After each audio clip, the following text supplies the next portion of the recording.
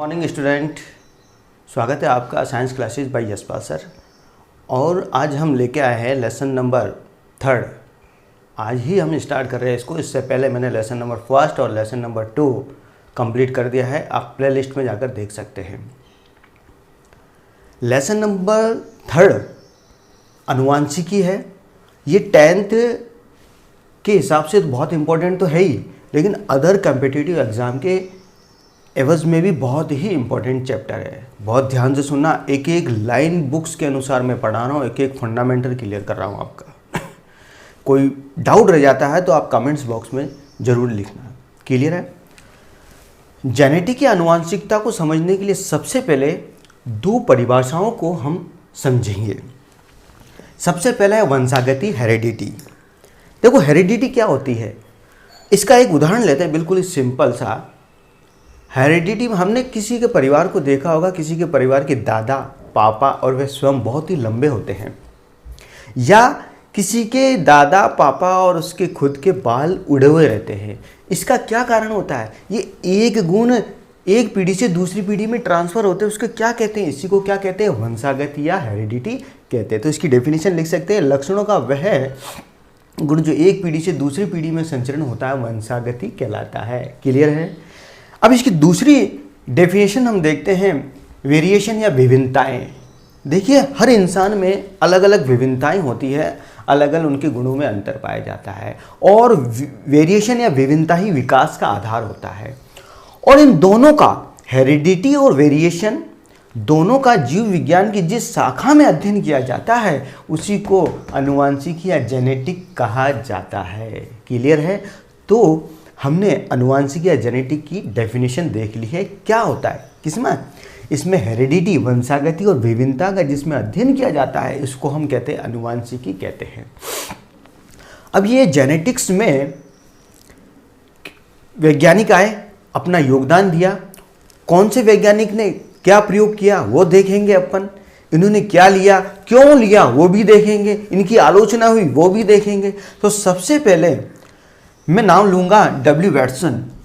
W Watson को आनुवंशिकी शब्द का प्रयोग किया है, इनका श्रेय जाता है डब्ल्यू वैटसन। आनुवंशिकी, ध्यान देना, आनुवंशिकी शब्द का प्रयोग किया है वैटसन ने, इसलिए वैटसन को आधुनिक आनुवंशिकी का जनक कहा जाता है। किसका? आधुनिक आनुवंशिकी का जनक किसे कहा जाता है? डब्ल्यू वैटसन को कहा जाता है। क्लियर? अब यहाँ पर आधुनिक आया तो इसका मतलब यह है कि उससे पहले भी आनुवंशिकी के कोई जनक होगा।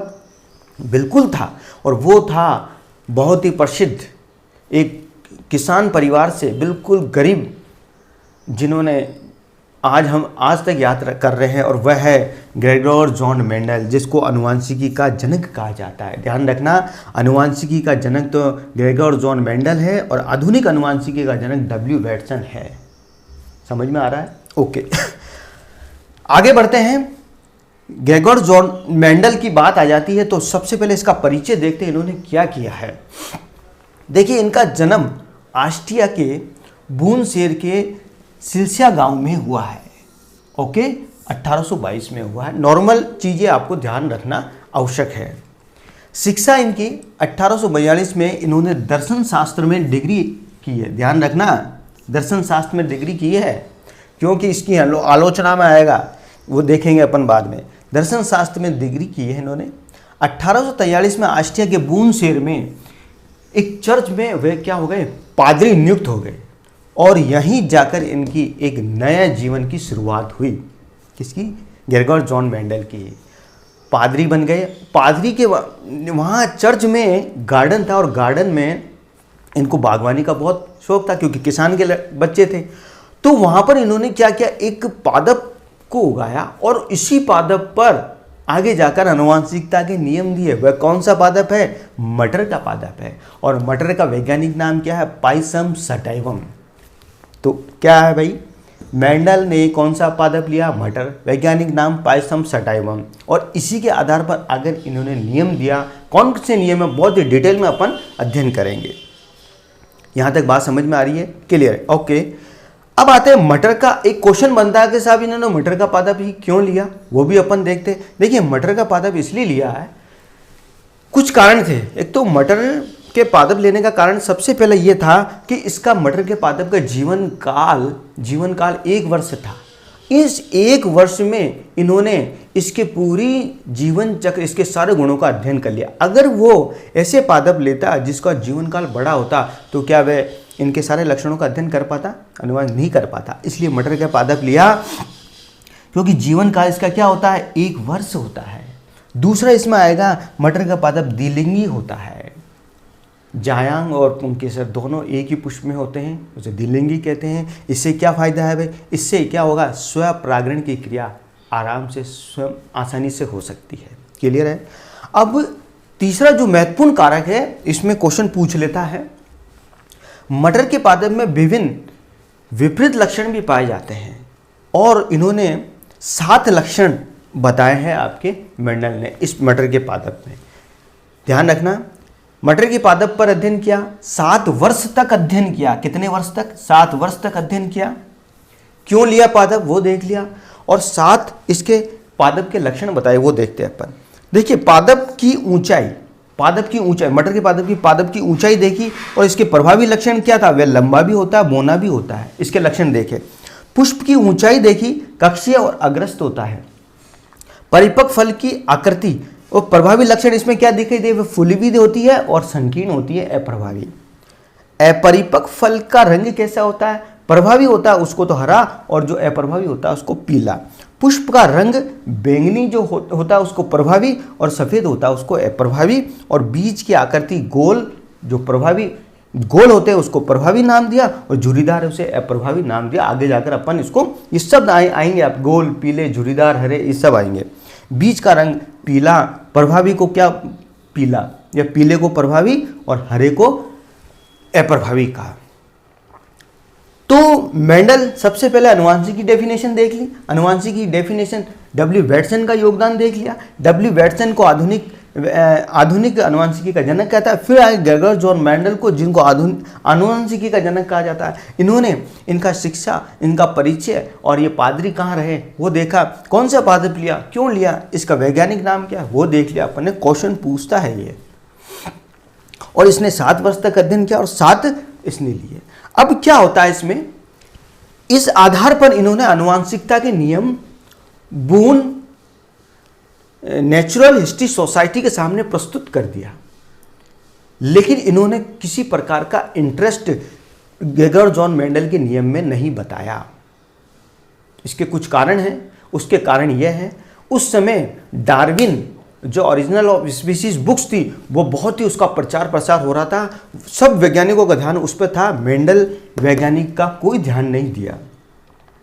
फिर ग्रेगर जॉन मेंडल कुछ सांख्यिकी शब्द का भी उपयोग किया गया, इसलिए ज़्यादातर वैज्ञानिकों ने कोई ध्यान नहीं दिया।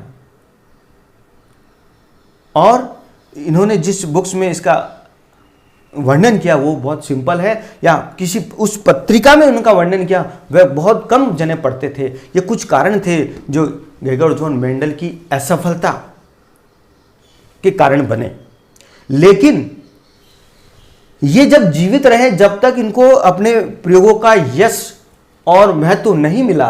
लेकिन 3 वैज्ञानिक 1900 में आए, हुगो डर्विस, कॉल कॉरेंस और शेरमैक। 3 वैज्ञानिकों ने मेंडल के प्रयोगों का अध्ययन किया, और अध्ययन करने के बाद में इन्होंने दुनिया के सामने मेंडल के नियम प्रस्तुत किए। और वे नियम हैं प्रभाविता का नियम, स्वतंत्र अपव्यय का नियम, और एक तीसरा और है पादप की शुद्धता, अपने पृथक्करण का नियम दूसरा, और दूसरा है स्वतंत्र अपव्यय का नियम। एक एक को हम लेते हैं, क्या कहते हैं वो अपन देखते हैं, इसके टर्म्स देखेंगे। तो फ्रेंड्स, आज के लिए इस जेनेटिक्स का तो आपको मैंने इंट्रोडक्शन बताया है। बड़े तरीके से नोट्स बनाइए आप ये मत देखिए कि हमारे एग्ज़ाम बहुत दूर है, बहुत अच्छे मार्क्स लाने हैं आपको, तो मेरे साथ आपको नोट्स बनाने पड़ेंगे और साथ चलिए।